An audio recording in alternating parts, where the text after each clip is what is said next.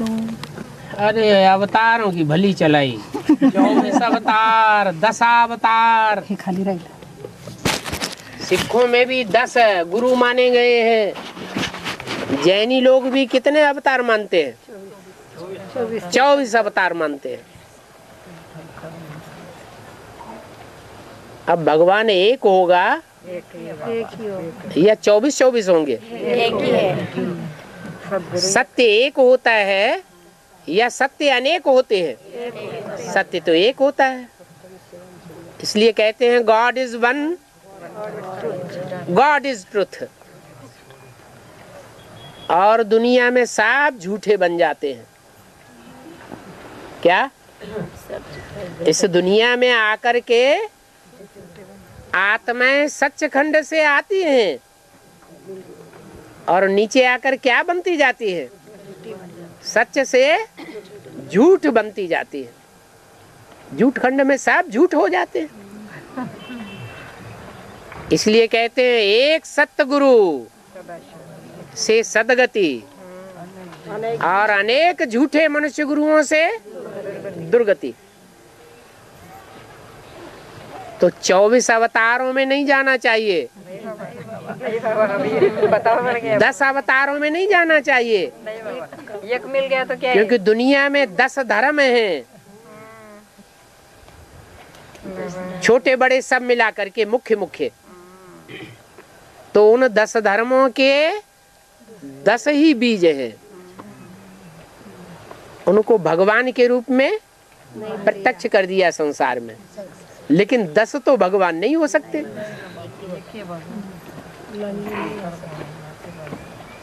मुसलमान लोग भी कहते हैं अल्लाह अव्वल दीन। अल्लाह माने ऊंचे ते ऊंचा। जो ऊंचे ते ऊंचा होगा वो अव्वल नंबर अर्थात पहला नंबर, दीन माना धर्म स्थापन करने वाला है। क्या गायन है उनमें? अल्लाह अव्वल दीन। अल्लाह अव्वल नंबर दीन अर्थात धर्म की स्थापना करने वाला है। तो इस्लाम धर्म, बौद्ध धर्म, क्रिश्चियन धर्म, ये लोग तो साफ समझते हैं कि हमारे से भी पहले कोई धर्म और था जो अव्वल नंबर में था।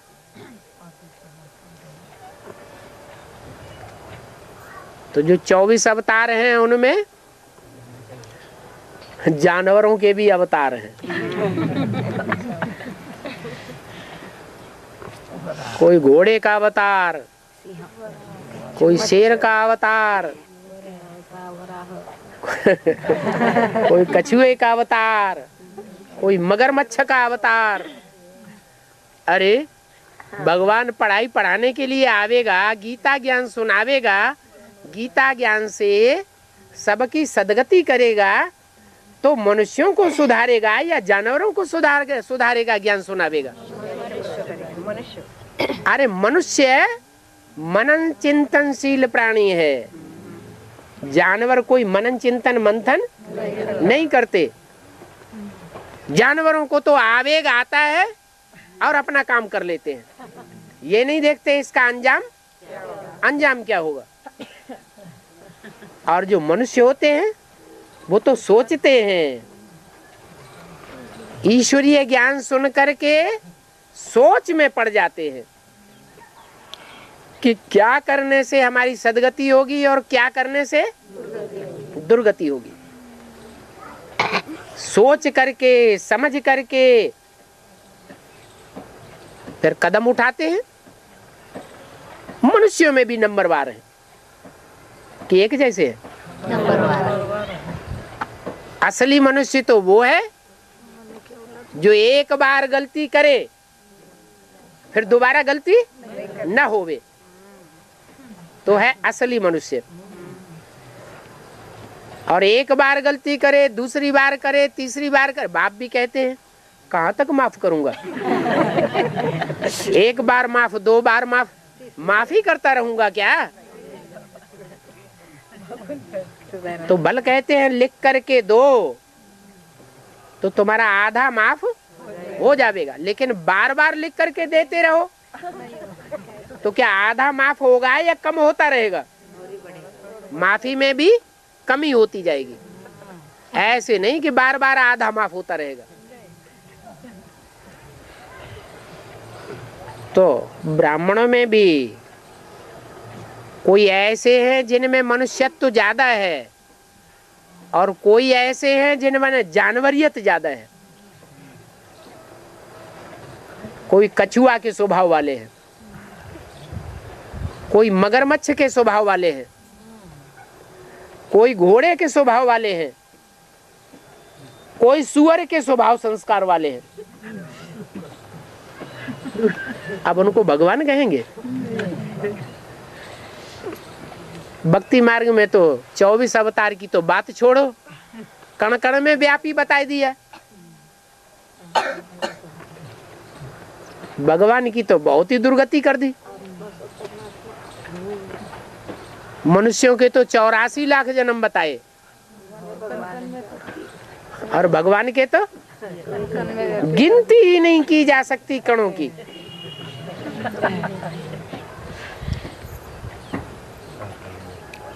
तो 24 अवतार और 10 अवतार, इनमें बुद्धि भरमाने की दरकार नहीं है। यहाँ तो एक ही सत्य है।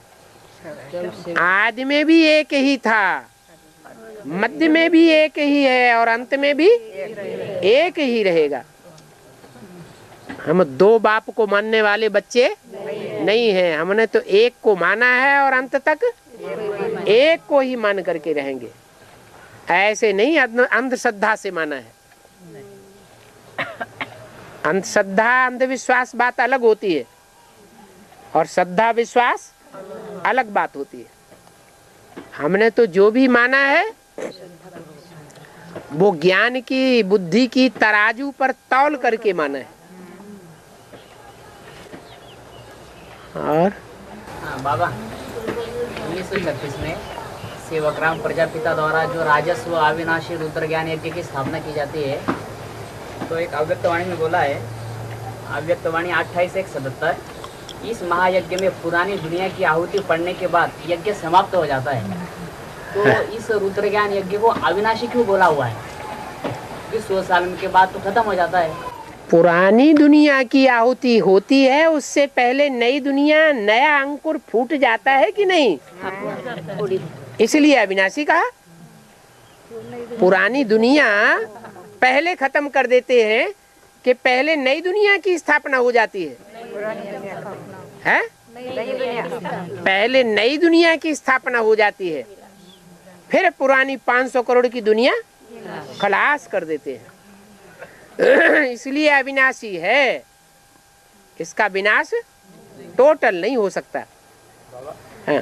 पृथ्वी का टुकड़ा टूट के चंद्रमा बन गया और वो प्रशांत महासागर बन गया।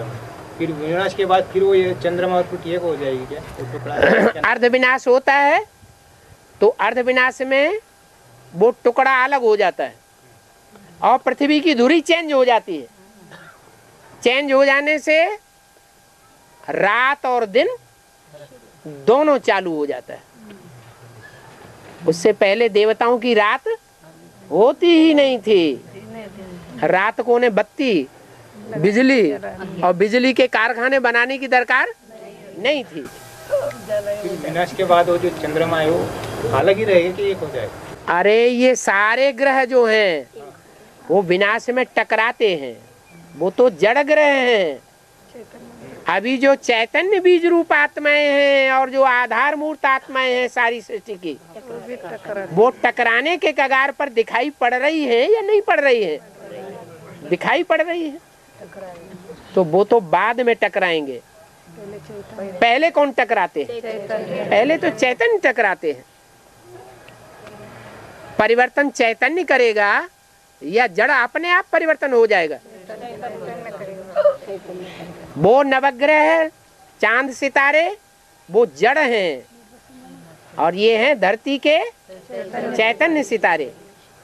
इनके ऊपर सारा मदार है सृष्टि के परिवर्तन का।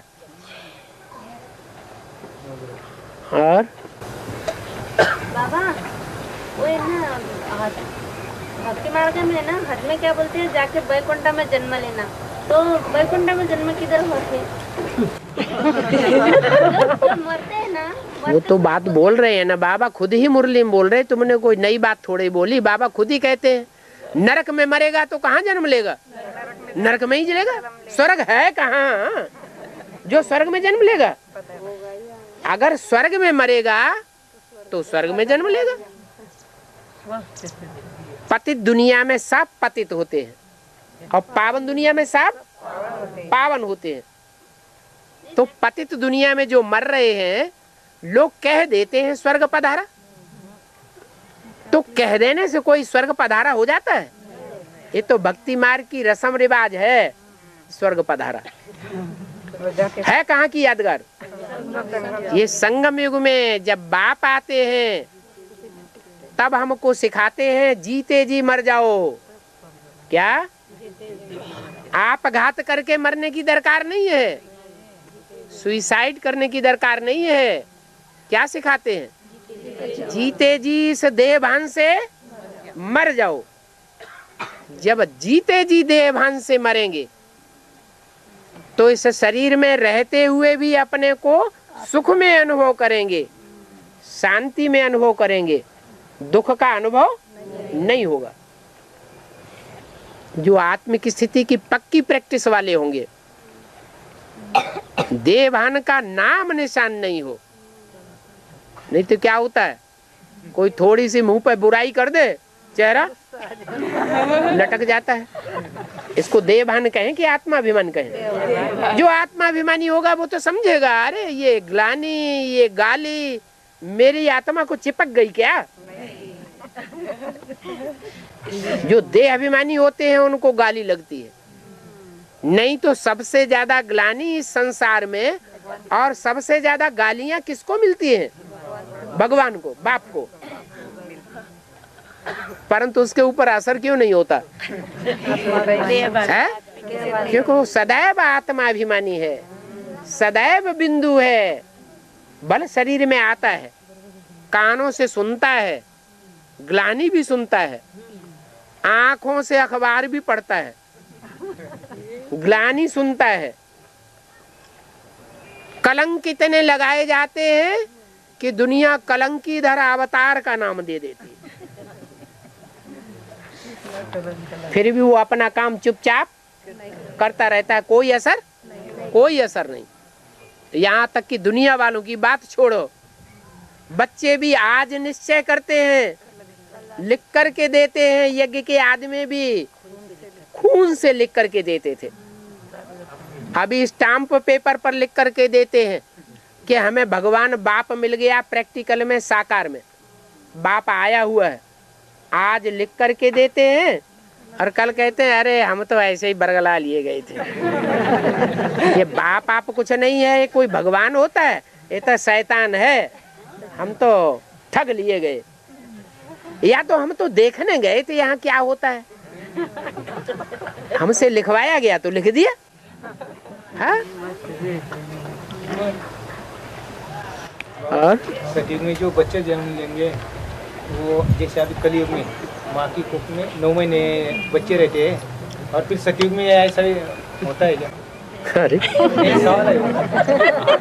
तुम क्या समझे कि जैसे ब्राह्मणों की संगम युग दुनिया में मुख से ब्राह्मण पैदा होते हैं तो वहाँ भी मुख से बच्चे पैदा होंगे, वाह करेंगे और देवता निकल पड़ेंगे। अरे भाई, ब्राह्मणों की जो गति है वो अलग है, निराली है।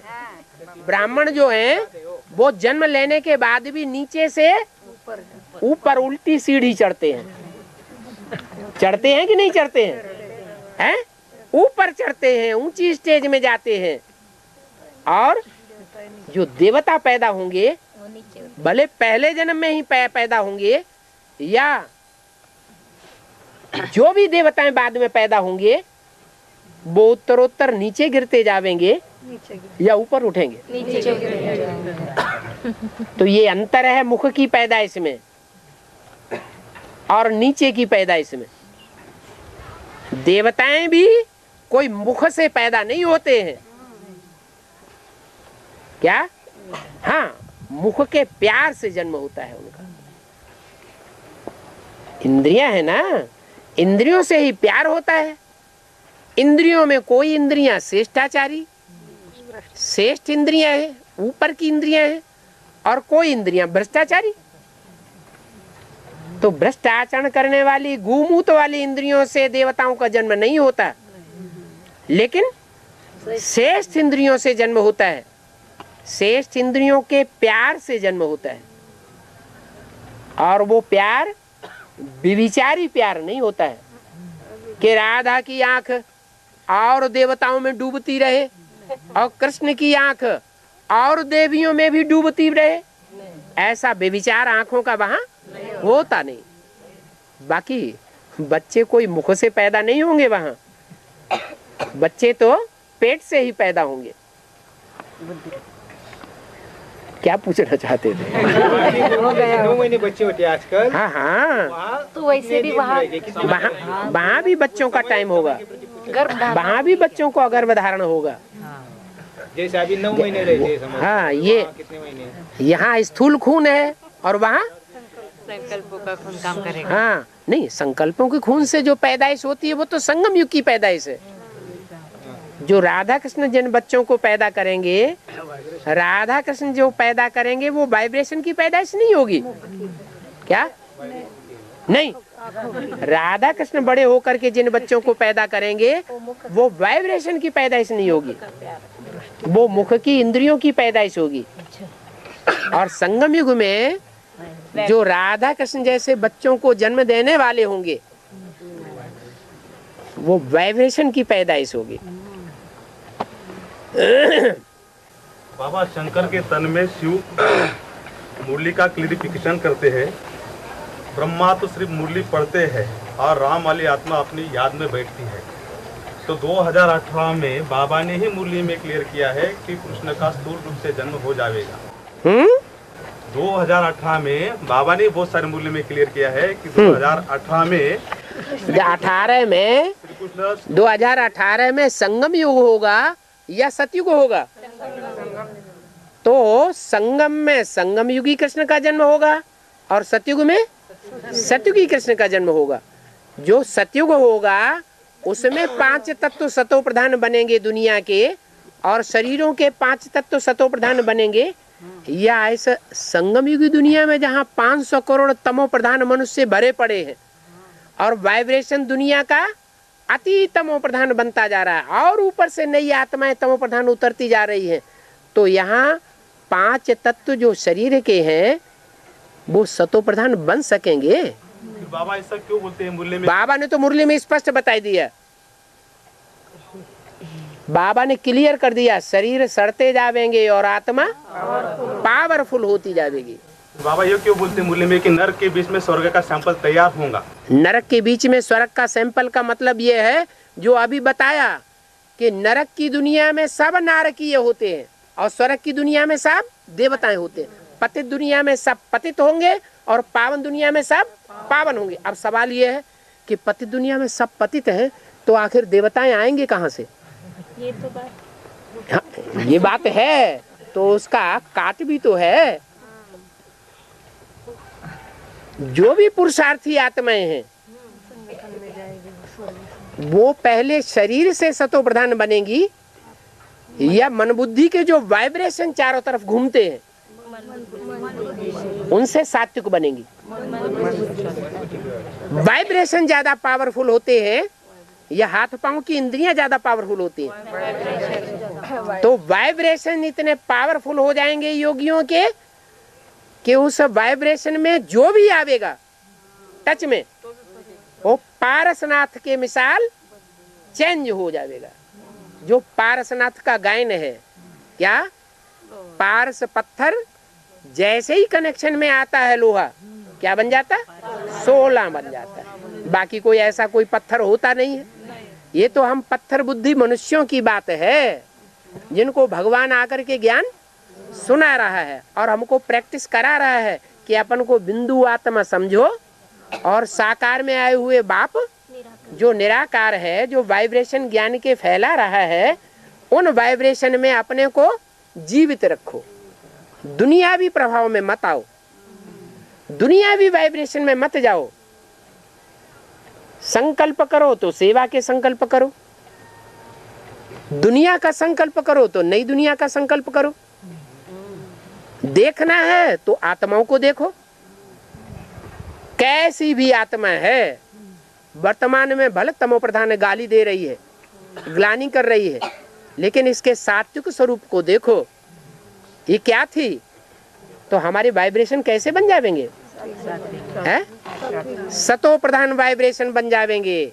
जिसके वाइब्रेशन ही सतो प्रधान होंगे, मान लो नारायण के पहले होंगे, तो नारायण के सामने कोई तमो प्रधान सामने आवेगा?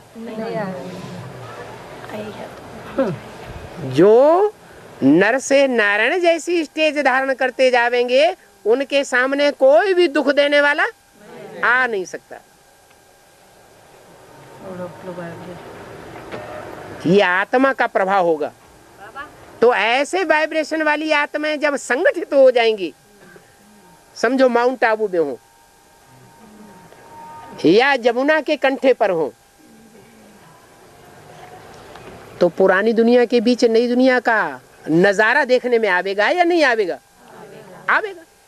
अभी भी ढेर सारे मिनी मधुबन खुले हुए हैं। क्या समझते हैं सबका वाइब्रेशन एक जैसा होगा?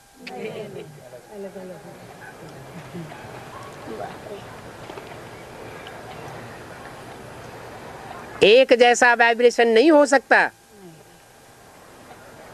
जो बोला है, स्टूडेंट को अगर देखना हो तो किसको देख लो? क्लास में स्टूडेंट बैठे हैं और स्टूडेंट कैसे हैं तो किसको देखो? टीचर को देखो। तो ऐसे ही जो मिनी मधुबनों में जो इंचार्ज बहनें बैठी हुई हैं, उनके देखने से ही पता लग जाएगा कि मिनी मधुबन में जो स्टूडेंट्स हैं, पढ़ाई पढ़ने वाले भांति हैं परिवार के, वो कैसे हैं। तो एक जैसे नहीं है। ऐसे नहीं है कि नई दुनिया तैयार नहीं हो रही है। नई दुनिया तैयार हो रही है। आत्माएं पावरफुल तैयार हो रही है। एक के डायरेक्शन पर चलने वाली तैयार हो रही है। हिम्मत उल्लास जिनका बढ़ा हुआ है वो तैयार हो रही है। हिम्मते बच्चे मददे बाप, ऐसी आत्माएं तैयार हो रही हैं। लेकिन ये नहीं है कि उनके शरीर कंचन बन जावेंगे। क्या शरीर तो 5 तत्व दुनिया के बिगड़ रहे हैं या सुधर रहे हैं? 5 तत्व पहले सुधरेंगे या आत्माएं पहले सुधरेंगी? हैं? भगवान बाप आत्माओं को पढ़ाई पढ़ाने आया है या 5 तत्वों को पढ़ाई पढ़ा रहा है? 5 तत्व तो जड़ है। ये शरीर भी जड़ है। ये शरीर में योग बल की इतनी ताकत भर जाए कि आत्मा अलग और देह अलग दिखाई दे। जब ऐसी स्टेज बन जाएगी तो ये मोबाइल आदि की दरकार नहीं रहेगी। दूर बैठे ही कोई भी आत्मा से हम संपर्क साध लेंगे, बात कर सकेंगे, उसके भाव को समझ लेंगे और यही संगठन नई दुनिया में पहुंचेगा। इसलिए वहां भाषा नहीं होती है। क्या? इशारे की भाषा होती है। यूं किया और बात समझ गए। अभी भी ऐसे होता है बहुतों को। हम बात कहना चाहते हैं, सामने वाला अपने आप समझ लेता है। क्यों होता है ऐसे? संस्कार मिल रहे हैं। तो ऐसे नहीं है कि 2018 में कृष्ण नहीं होगा। कृष्ण होगा, साकार शरीर से होगा, लेकिन 5 तत्व शरीर के सतो प्रधान नहीं बन जाएंगे। हाँ, जो सूक्ष्म शरीर है वो खत्म हो जाएगा। नहीं,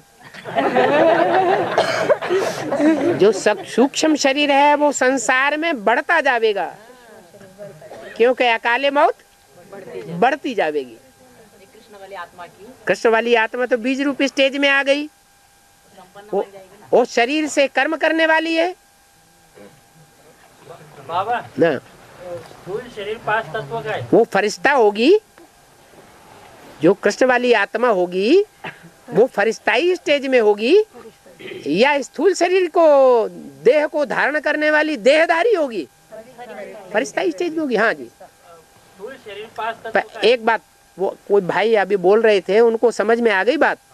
हाँ जी, और स्थूल शरीर 5 तत्व का है। हैं? स्थूल शरीर पृथ्वी, आप, तेज, वायु, आकाश 5 तत्व का है। हाँ जी, तो सूक्ष्म शरीर सूक्ष्म शरीर कोई स्थूल तत्व थोड़े ही उसमें, कौन से तत्व का है? वो तो लाइट है। हाँ हाँ जी, और बाबा वो हाँ 16:178 के एक अव्यक्त वाणी का पॉइंट है। इसमें बोला है 10 वर्ष समाप्त हो गए, उसका रिजल्ट क्या? वैसे भी 10 वर्ष कम नहीं है। साकार के 42-43 वर्ष और अव्यक्त के 10 वर्ष, तो 50 से ऊपर चले गए ना। तो 78 में तो 40 साल ही हुए थे, वही तो बताया 42 वर्ष। और यहाँ बोला 50 से ऊपर चले गए। सन 36 में साकार था या नहीं था? साकार था, वही साकार अभी भी है 78 में। तो कितने साल हुए? तो 42 साल साकार के हो गए। और ब्रह्मा बाबा ने शरीर छोड़ दिया 69 में शरीर छोड़ दिया 18 जनवरी को। तो तब से लेकर के 78 तक कितने साल हुए? 10 साल। वो अव्यक्त के हो गए। ऐसे नहीं कि ब्रह्मा की सोल पहले अव्यक्त बनती है। पहले अम्मा की सोल पहले अव्यक्त बनेगी कि बाप पहले अव्यक्त बनता है? हाँ जी, तो 69 में जो बाप का पार्ट बजाने वाली आत्मा है वो आते ही अव्यक्त स्टेज धारण करने लगती है, ज्ञान में आने मात्र से ही। जिसका फाउंडेशन अच्छा होगा उसकी सारी बिल्डिंग अच्छी बन जाएगी। फाउंडेशन में जो ज्ञान की बातों पर ध्यान नहीं देते हैं, बीज रूप स्टेज धारण करने के लिए अभ्यास नहीं करते हैं, उनका सारा ब्राह्मण जीवन अलबेलेपन में जाता है। 70 साल के ब्राह्मण पड़े हुए हैं यज्ञ में। और बाबा ताजमहल है, तेजोमहल था, ताजमहल का मंदिर था पहले। हाँ जी, उसको शाहजहां ने कब्रिस्तान बना दिया, तो ये ब्रॉड डामा में हुआ, तो सूक्ष्म में अभी संगम युग में कैसे? शाहजहां वाली आत्मा कौन होती है ये पता है? है? हाँ, नाम ही है शाहजहां, सारे जहान का शाह। राम वाली आत्मा वो आत्मा है जो रूहानी बाप से भिन्न है। रूहानी बाप कौन है? बिंदु बिंदु आत्मा का बाप शिव ज्योति बिंदु। वो जो देता है वर्षा, वो कितने जन्म का वर्षा देता है? 21 जन्म का वर्षा राजाई का देता है। वो रूहानी बाप का वर्षा है, बेहद के रूहानी बाप का। तो बेहद का कोई जिस्मानी बाप भी है या नहीं है? है। तो जो बेहद का जिस्मानी बाप होगा वो भी कुछ देता है या कुछ भी नहीं देता है? उसका जिस्मानी बाप का वर्षा भी जिस्मानी होगा। जिस्मानी दुनिया की शुरुआत ही होती है द्वापर युग से। द्वापर युग से जितनी भी राजाइयां हुई हैं सब धर्मों में, हर धर्म में राजाई हुई है या नहीं हुई है? जो भी राजाइयां हुई हैं उन राजाइयों का बीजारोपण करने वाला बाप कौन?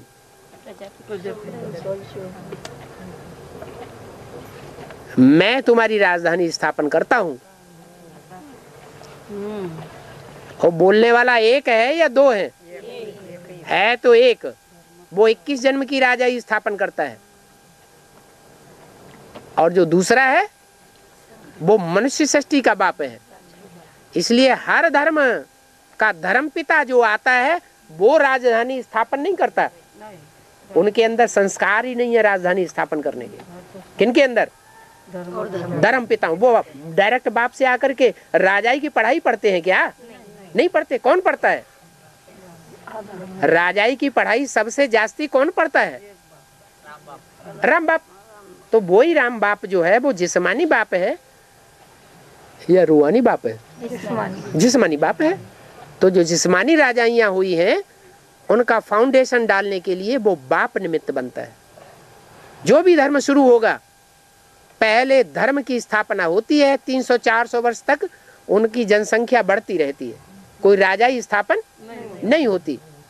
फिर जब टाइम आता है तो वो ही बीज बाप, जिसको कहा जाता है बाप दादा, क्या चाहे बौद्धी धर्म हो या कोई भी धर्म हो। मान लो बौद्धी धर्म है तो महात्मा बुद्ध की आत्मा ऊपर से आती है, बुद्ध धर्म स्थापन करती है। किसके द्वारा? सिद्धार्थ के द्वारा। तो सिद्धार्थ हो गया आधार मूर्त, अम्मा क्या हो गई? बौद्ध धर्म की माँ। फिर उसका बाप कौन? जो सिद्धार्थ का बाप है वो शुद्धोधन है, वो हो गया बाप। उसको जन्म किसने दिया? शुद्धोधन ने। और फिर शुद्धोधन का बाप कौन? डाडे कौन? डाडे है बिंबसार। तो बच्चों को आज जो भक्ति मार्ग में अनेक जन्म जन्मांतर जो वर्षा मिलता रहा वो बाप का वर्षा मिलता है या डाडे का वर्षा मिलता है? कोई भी बच्चा परिवार में पैदा हो, बाप उसे अपनी राजा अपने वारिस बनाए या ना बनाए, फारकती दे दे, कुछ भी ना दे, लेकिन डाडे का वर्षा देना पड़ेगा। तो मनुष्य सृष्टि में ये भी फाउंडेशन अभी पड़ रहा है। क्या? ये फाउंडेशन पड़ गया, जन्म जन्मांतर ये फाउंडेशन पड़ता आया है कि हर धर्म में जब जनसंख्या बढ़ जाती है तो वो राम वाली आत्मा अपना ग्रुप लेकर के वहां जाकर के जन्म लेती है उस धर्म में।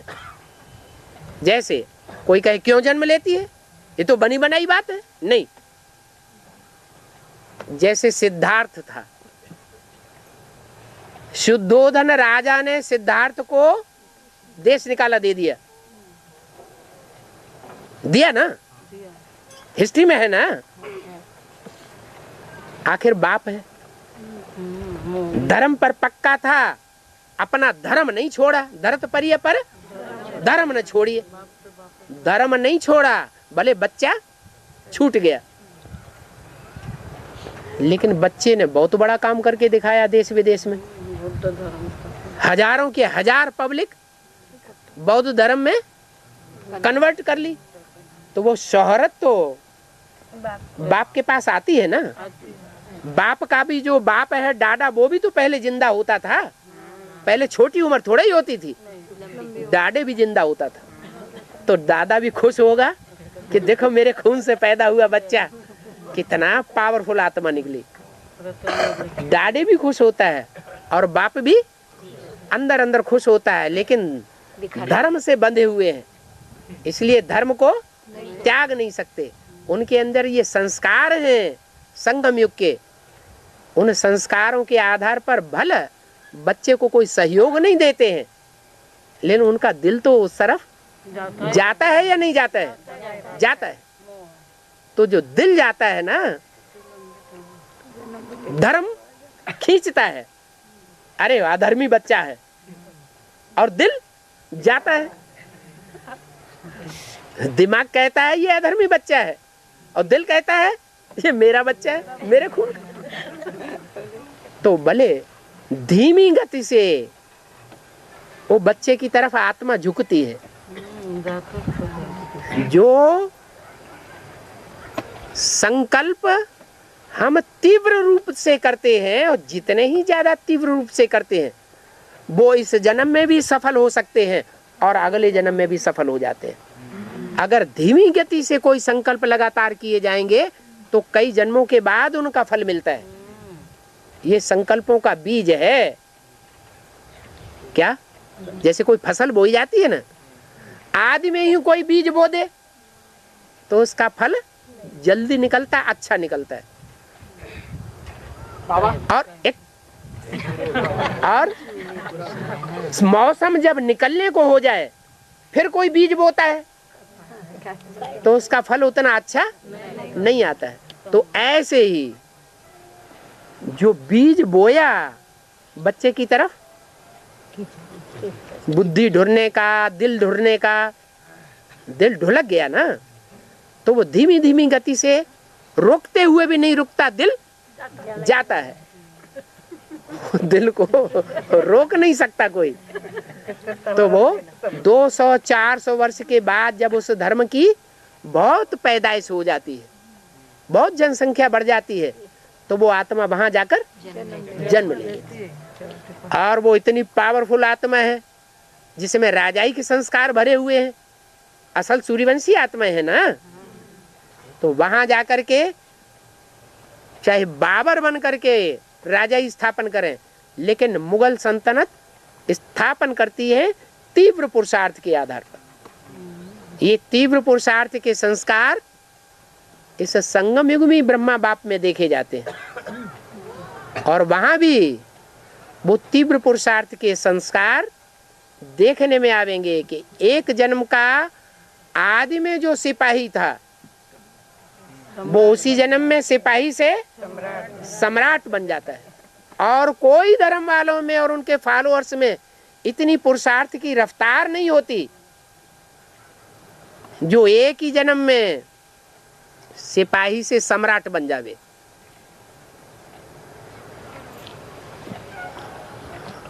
ऐसे ही हर धर्म की भी बात है। नहीं, वो ताजमहल को कब्रिस्तान कर दिया ना। अरे ताजमहल नहीं था उस समय, उसका नाम भी ताजमहल नहीं था, वो तो शिव का मंदिर था। बाद में शाहजहां जो था वो शाहजहां ने जन्म लिया ना। शाहजहां कौन सी आत्मा है? जो बाबर वाली आत्मा है। जब बीजारोपण करेगी तो फसल काटेगी नहीं।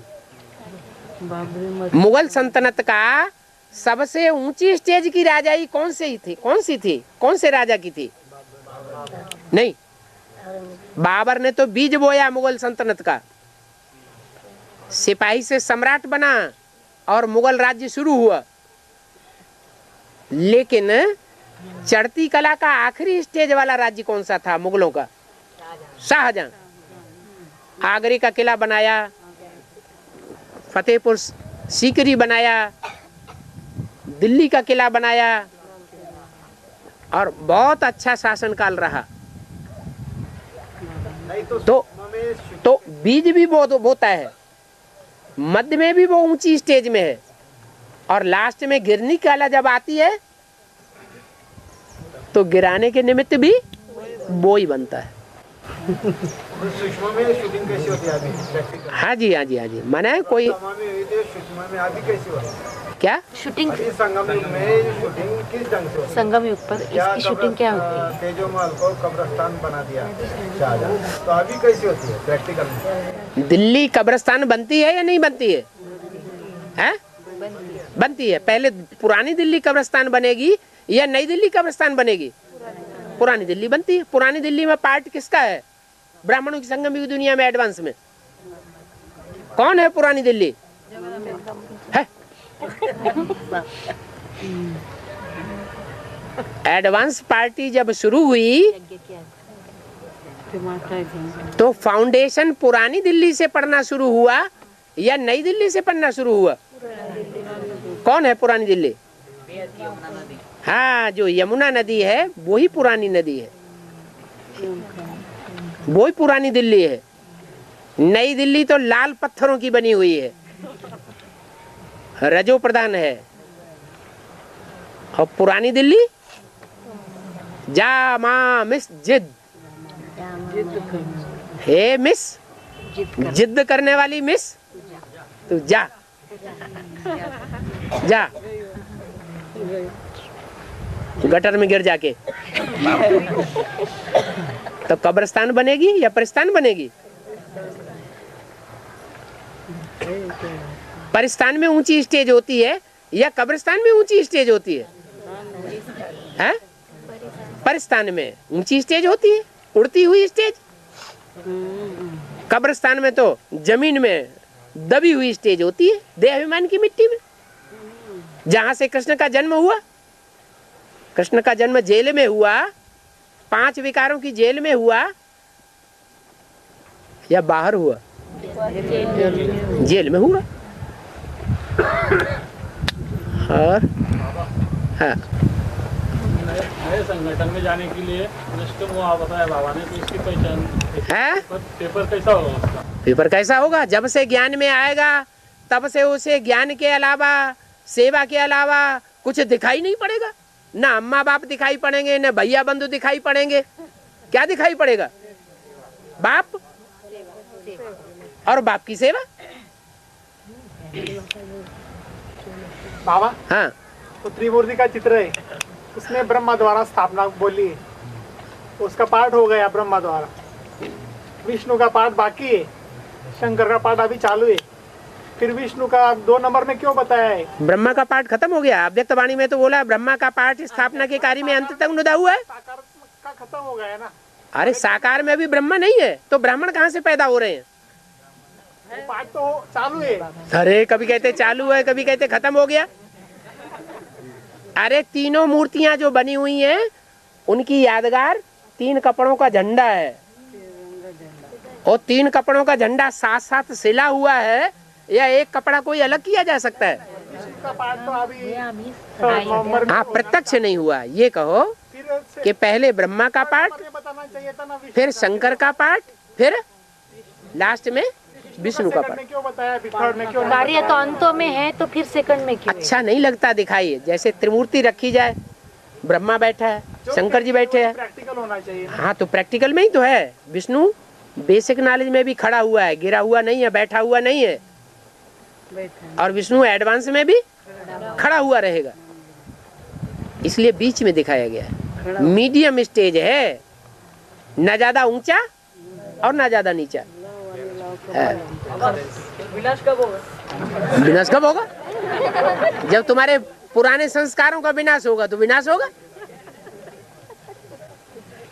अच्छा बाबा, हाँ। संगठन में श्रेष्ठ आत्माओं के जो पार्ट डिक्लेयर होते हैं, तो डिक्लेयर होने के बाद उनकी डाउन स्टेज में आने की संभावना होती है क्या? पार्ट डिक्लेयर होने से कोई पक्का नहीं हो जाता एकदम। जैसे कोई ICS पास कर ले, IAS पास कर ले, इंडियन एडमिनिस्ट्रेटिव सर्विस में पास हो जाए,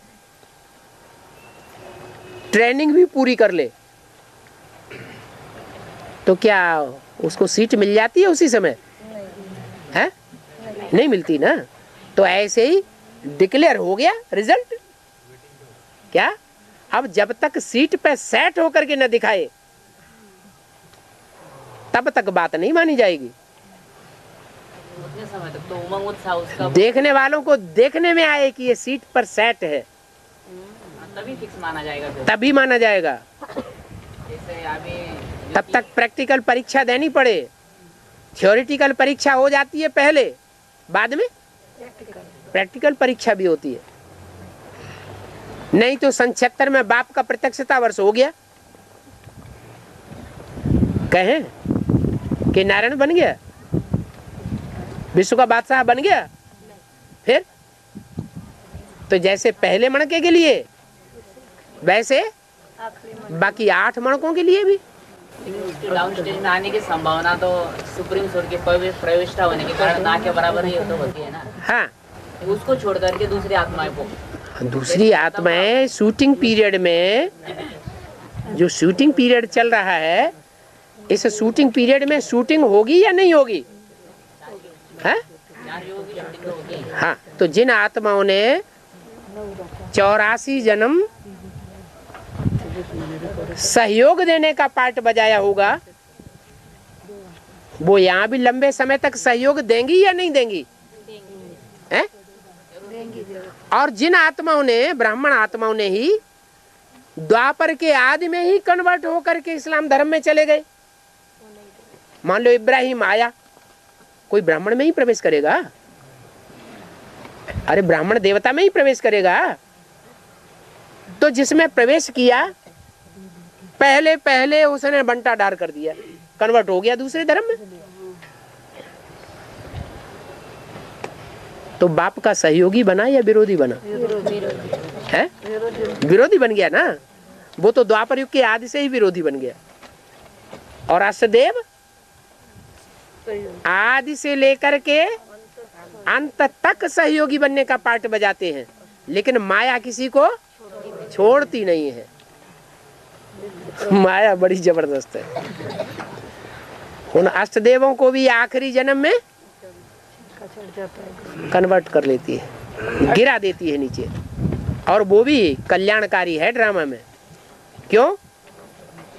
क्योंकि जो नीचे ही नहीं गिरेगा वो ऊपर कैसे चढ़ेगा?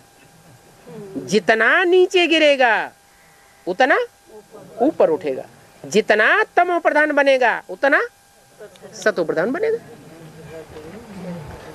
और बाबा 16,108 जो राजा क्वालिटी आत्मा होती है वो सब बम्बई, दिल्ली और इधर से निकलती है क्या? डाउन ये नहीं बोला,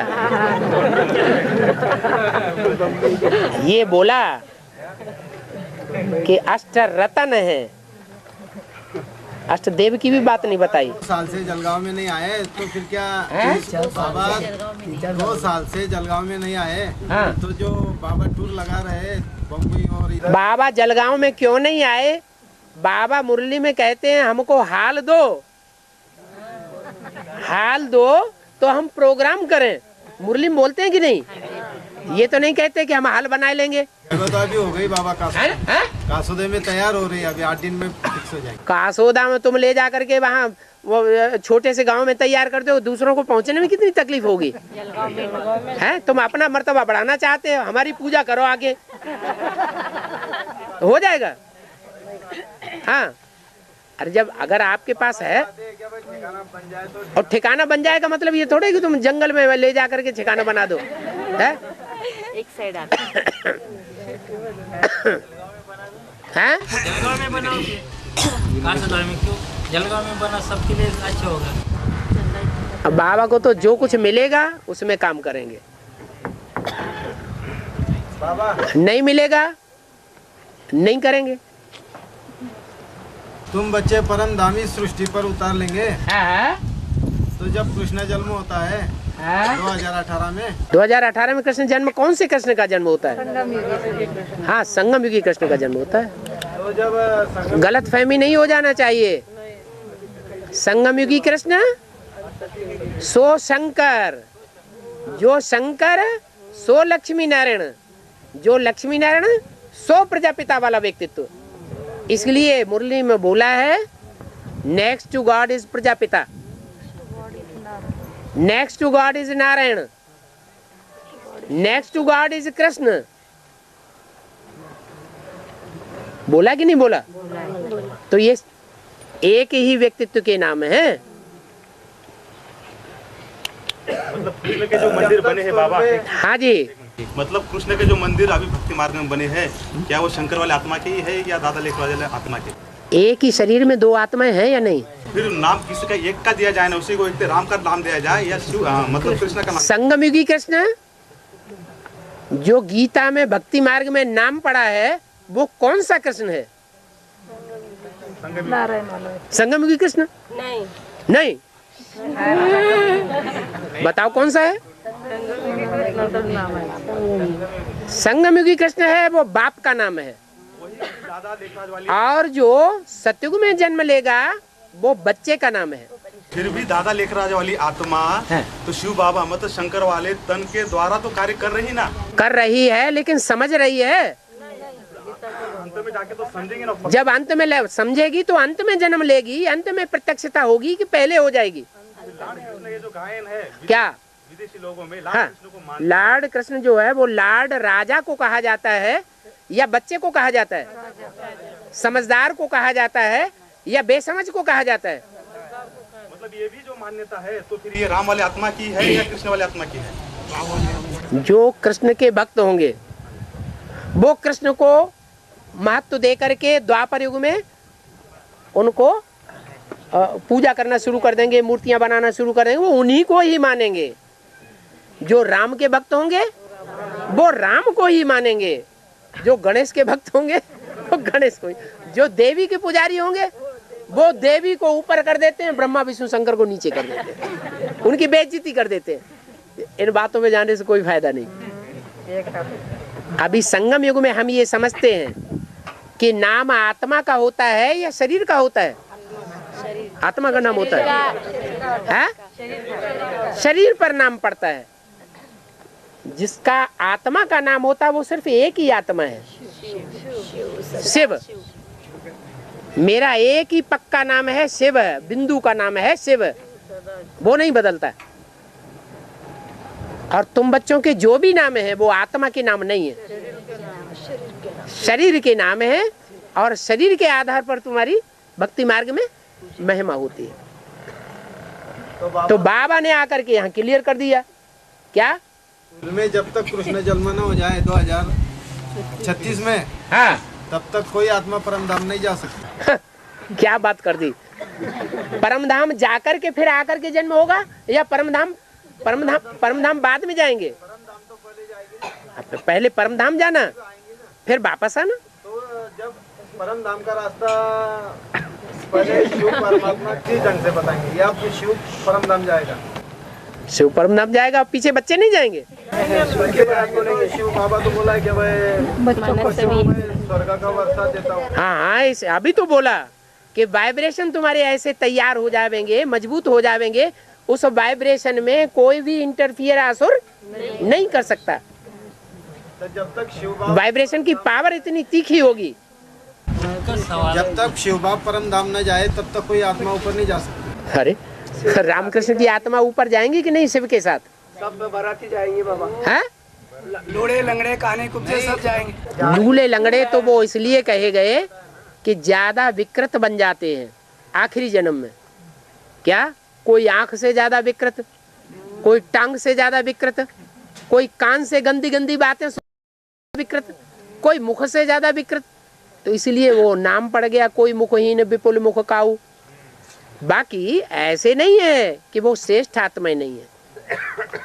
हाँ, झाड़ के चित्र में शंकर का चित्र बताया ना ऊपर। हाँ जी। तो फिर शिव परम धाम जाएंगे, उसके पीछे पहला बीज शंकर जाएगा। अरे बाप नहीं जाएगा तो पहले, हाँ, बाप के साथ फिर बच्चे की भी आत्मा होनी चाहिए। नहीं कि जब नीचे उतरेंगे तो पहले माँ बाप की आत्मा नीचे उतरेगी अपने शरीर में, या बच्चे का जन्म पहले होगा? माँ बाप की आत्मा पहले उतरेगी। हाँ जी। और बाबा स्वस्तिक के चित्र में ब्रह्मा भी बताया है, और वो उनके साथ और आत्माएं भी जाती हो ऊपर जा रही है। तो इसका सृष्टि चक्र का पहले षष्ठी चक्र के चित्र में ब्रह्मा भी बताया जो कांटे दिखाए गए हैं संगम युग में, वो संगम युग के कांटे कितने वर्ष बता रहे हैं? 100 वर्ष बता रहे हैं। वो 100 वर्ष में जो ब्रह्मा सरस्वती बैठे हुए दिखाए गए हैं षष्ठी चक्र के चित्र में ऊपर, वो ब्रह्मा सरस्वती स्त्री और पुरुष, माँ और बाप के रूप में बैठे हैं। तो संगम युग 100 साल के संगम में माँ बाप कौन हुए? है? अरे 100 साल के संगम में माँ बाप कौन होते हैं? प्रजापिता और जगदम्बा। जब उसके साथ भी आपने देखा है। हाँ जी। और एक वार्तालाप में बोला है बाबा कि ब्रह्मा की 16 हनुमान का पाठ बजाती है संगम युग में, तो वो सूर्य को हप कर लेती है, ज्ञान सूर्य शिव बाबा को, माना बाप को गुप्त रखने का पाठ बजाती है। हाँ जी। लंबे समय तक। हाँ। तो इस बात का बहुत बड़े पापों का बोझा उस पर चढ़ता है कि नहीं? चढ़ा है, तभी तो ये इतना पाप हो गया कि माँ का पति बन के बैठ गया 2500 साल। वो आत्मा सजा किस तरह से खाएगी फिर इस बात का? अभी जो सूक्ष्म शरीर धारण करते हैं ये सजा नहीं है। ये सूक्ष्म शरीर से भटकना ये सजा नहीं होती है। पता है सूक्ष्म शरीर किनको मिलता है? जिन आत्माओं के पाप कर्म बहुत बढ़ जाते हैं, उनके पाप ज्यादा न बढ़े, इसलिए उनको सूक्ष्म शरीर मिलता है। जितने भी चंद्रवंशी हैं, इस्लाम वंशी हैं, बौद्धी वंशी हैं, क्रिश्चियन वंशी हैं, वो सब सूक्ष्म शरीर धारण करने वाले हैं। सिर्फ सूर्यवंशी ऐसे हैं जो बीज रूप स्टेज धारण कर लेते हैं, तो उनमें कोई सूक्ष्म शरीर प्रवेश ही नहीं कर सकता। इसलिए बाप कहते हैं अपन को आत्मा समझो, नहीं तो आगे चल के 14 आत्मा भी प्रवेश कर जाएंगी और पाप कराएंगी शरीर से। उनके ऊपर पाप नहीं चढ़ेगा। जिस शरीर से पाप होगा ना, उस आत्मा को पाप लगेगा। वो पूर्वजन्म का हिसाब किताब है। बाबा अष्टदेव और बाप और लौकिक भाई बहन। माता बोल रही है तो बोलने दो। हाँ। अष्टदेव और अष्टरत्न में क्या फर्क है? रतन जो होते हैं उनमें 9 रतन है ना, वो एक से एक बेस कीमती है। कम कीमत वाले हैं नंबरवार, और ज्यादा कीमत वाले हैं या एक जैसे हैं? नंबरवार हैं। एक हीरा है तो कोई माणिक है, तो कोई मूंगा है, तो कोई मोती है, कोई पन्ना है। एक से एक कम कीमत वाले हैं ना। तो जैसे धर्म होते हैं और उनके धर्म पिताएं होते हैं, तो वो एक दूसरे से कम कीमत वाले हैं ना।